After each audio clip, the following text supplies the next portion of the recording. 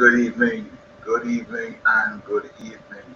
This is the Issachar Consultancy Hour, Issachar Services, and we are bringing you the Issachar Hour. Well, it wouldn't be an hour, it will just be 30 minutes. This first, let me say a wonderful and a happy new year to all my listeners and all my followers. We are growing. Um, we look forward to serving our customers in 2023 well and just as well or even better than we did in 2022. And we are praying that with God's blessings and just good weather and good business that we will grow significantly in 2023. However, um, all of the events of 2022 will, they're not say all, I shouldn't say all. Many of the events of 2022 was very disheartening, very disheartening, and none more so than the number of murders, that 601, 602 figure. And then when you go through the Christmas holidays and you feel that sense of wellness, that happiness that comes with the holiday season. We start the year with 301st day, our next 22nd day, and by now it probably reached 50. I'm not sure. I don't even want to track the numbers because it's scary. But what is even more what is even more scary, folks, is the upsurge or the repetition of school violence among the school children. I saw a video clip, just about a minute long, of a number of girls from a secondary school. The school wasn't branded, the name didn't show up, so I don't know which one. I don't know if the senior com or whatever, but this secondary school had a number of girls in the corridor fighting. And I'm talking about vicious fighting.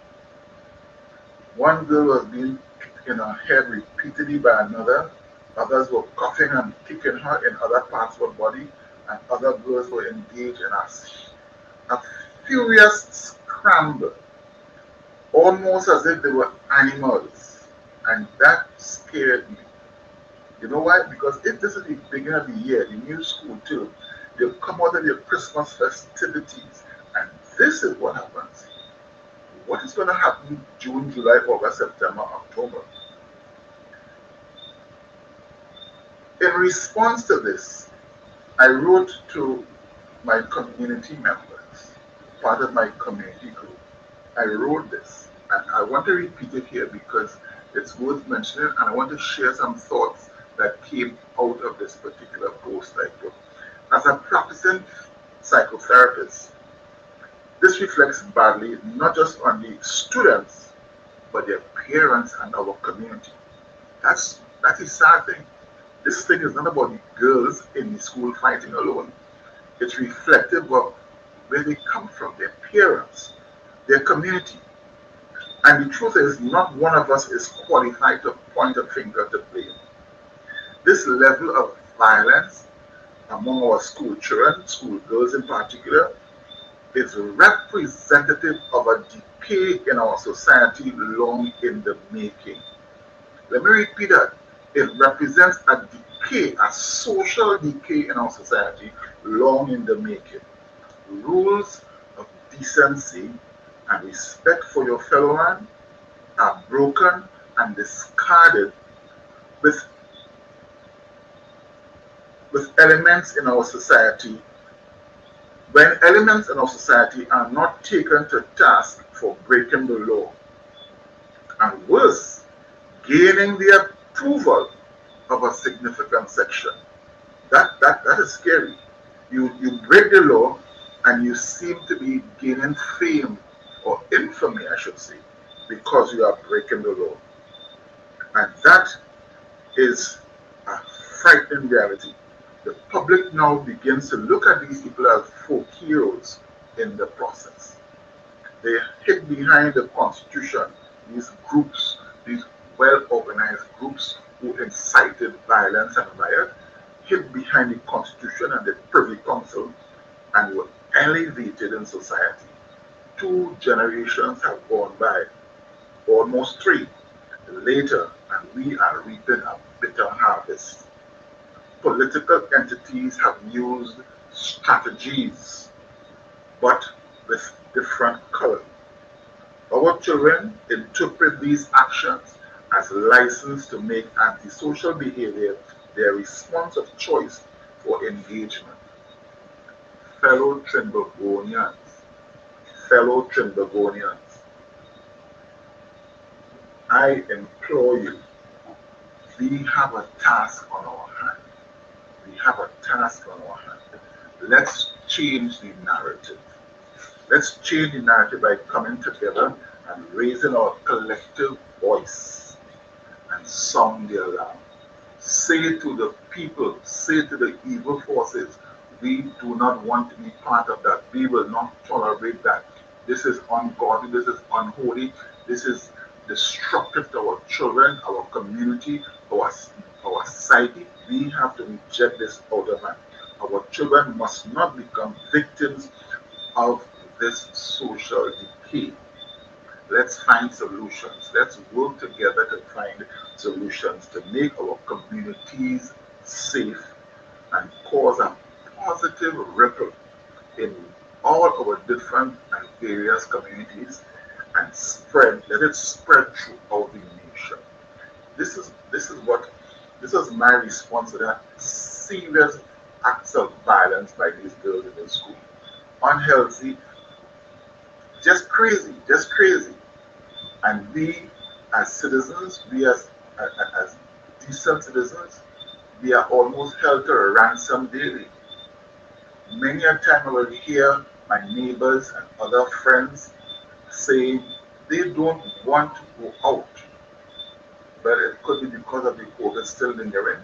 But they are afraid of the violence, they are afraid of the diseases, and fear is crippling our society because the movement among citizens is not as free as it used to be.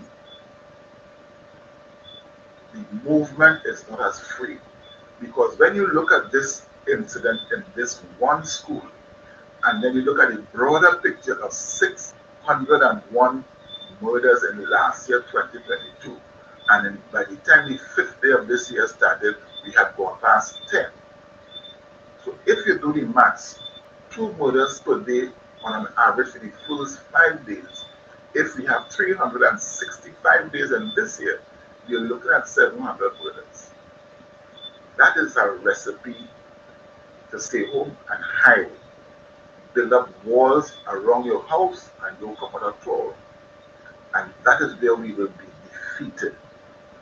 One of my friends, one of my neighbors, she wrote in a response to this comment I made.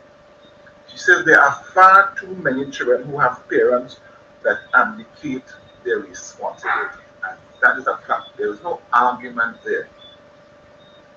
I agree that we have to be supportive of parents and seek to engage our youngsters who are not related to us. And that is critical. That there is a very critical point. We, the adults, must be very supportive of the children who are not even our own children. So the neighbors' children in our community, the children who pass by in front of our homes, in front of our doors, we have to be supportive of them. She went on to share 2 true stories. She said in 2020, a young man not yet 18 was helping someone who was doing minor painting at her home. She didn't know him, but he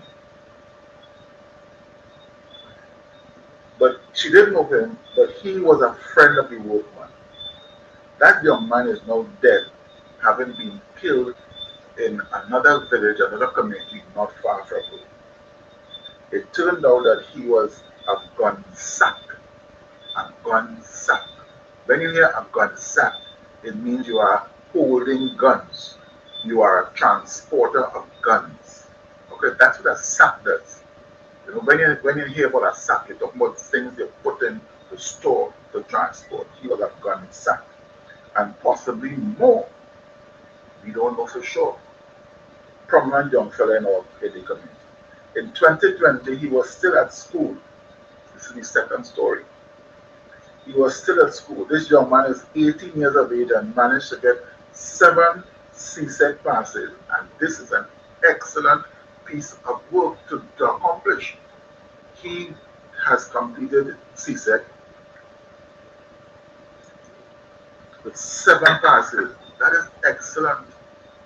A lot of people, honest and decent, struggle and don't make 3 and 4. He makes 7. His father is a police corporal whose free time is spent in bars in his hometown. The parents of this boy split. You see?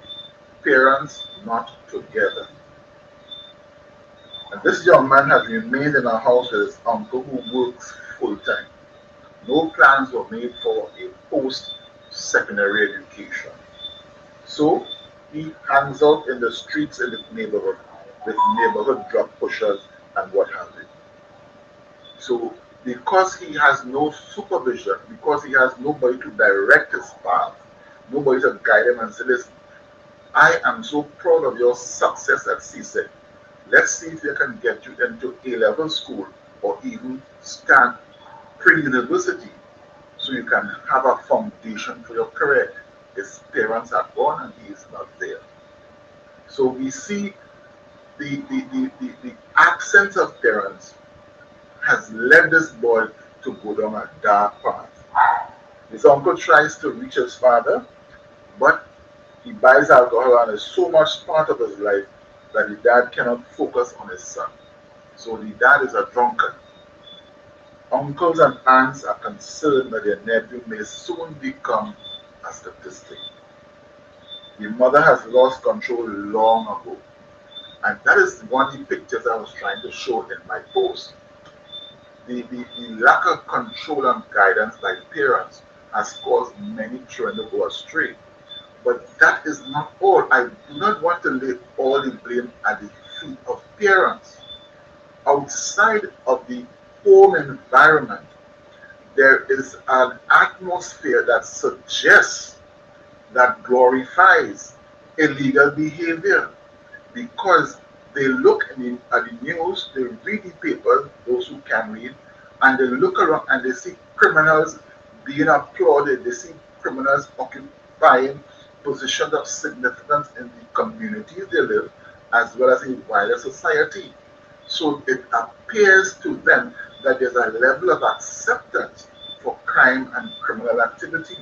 And that is where we are at. When they are arrested, when the police take action and put them and jail them, next thing we hear, their lawyers have won a case or take the police or take the legal somebody to the privy council or suing somebody, and they win a legal battle, and these people come back out in the streets to do their nefarious deeds. How do you interpret that as a young boy in a community when you know and you see individuals engaging in crime making huge sums of money, real profits? When the police take action, that action is negated in the courts and they come back out free as a bird. What signal do you think goes into the mind of this young child? You know the signal? Well, it's best I do crime as well. It's best I do crime as well. Rather than work hard, go to university 3 or 4 years to get a degree and come out and make what, 7, 8, 10,000 a month, when I could put down my work, as they say, and make that in one afternoon, one night. This is what is happening. There's an undercurrent, an underlay that gives succinct approval to crime, that glorifies criminal behavior. So that even the best of parents are faced with this reality. What will my child do because of the strong influences outside? What will they do? You know, when they have left their home, when they are freer, that is real. Violence, criminal activity is the order of the day. What do we do? Parents, we have a huge task on our hands, and you cannot do it alone. You need to collaborate to work with other parents. Band together as a groups in your community. Support each other. Some have particular skills, bring it to the table. What can we do to save and protect our children, our teenage boys and girls, so that they don't turn out adult criminals, you know, multiplying the negative effects in our society? That is serious, serious, serious. Our nation is under siege by these negative elements. And who makes the profit outside of the criminals? Lawyers. Because the lawyers take their cases, win it in the court for different reasons, and they get the profit for the big fees that they charge. So we are really living in some scary times. But I believe if 2023, if we must come out of 2023 with any kind of a success, we can only do it if we as parents work together. Because the simple matter is, these behaviors that we see going on brings fear in our hearts, and it affects us emotionally, it affects us mentally. So there's an internal struggle just by the presentation of this reality. There is that real struggle. What do we do? Come together, support each other. Say to your neighbor, neighbor, what's going on? How can I help you? Well, neighbor, I need some assistance. And work together, engage in conversation where we can lift up and support each other. When we start to build those emotional and familial connections in our community, we will be stronger to withstand the works of those bandits and other criminal elements. So when people want to bring a negative influence to our children, because they see us as parents working together, supporting each other, and doing the best for the children in our communities, we stand a better chance of saving our children. And that has to be very high on our agenda for 2023, saving our children. We can no longer blame, and I've said it already, and let me say it again, we can't blame the Prime Minister for criminal behavior of 12-year-old and 13-year-old boys and girls. Because he wasn't there when they were born, and he wasn't in their homes when they were growing up. We can't blame the police commissioner, whichever one is in office at the time. We can't blame the Minister of National Security. No. What we have to do, and two things we have to do significantly that we can't do without any significant cost. Get together as parents in our communities, support each other in whatever way possible. And two, work with the children's school teachers, work with the school systems, so that when the teachers and the principal call you for a meeting, you don't just very, very aggressively say, but I don't have time with Miss, and so they get the salary to do things, and I not let them do that. No, you are sending a bad signal to the child when you refuse to meet with the principal or the teacher. You have to work with the teacher and let that child see you supporting the teacher as the teacher helps to bring up and to build the mind of your child. So when you have these connections, these emotional and social connections, parents and teachers, parents and school principals, and then just as significant with the churches in our communities. Just as significant the churches in our community. So when we can engage our local church, go to the meetings, go to the prayer meetings, go to church and hear and learn and we get the help from that church community. So we have a four-fold connection: parents to parents, parents to teachers, parents to school, and now parents to teachers. Then you are building strong walls to come to withstand the onslaught of the enemy. But if you stay alone, it's just you alone, and that is a battle you will lose.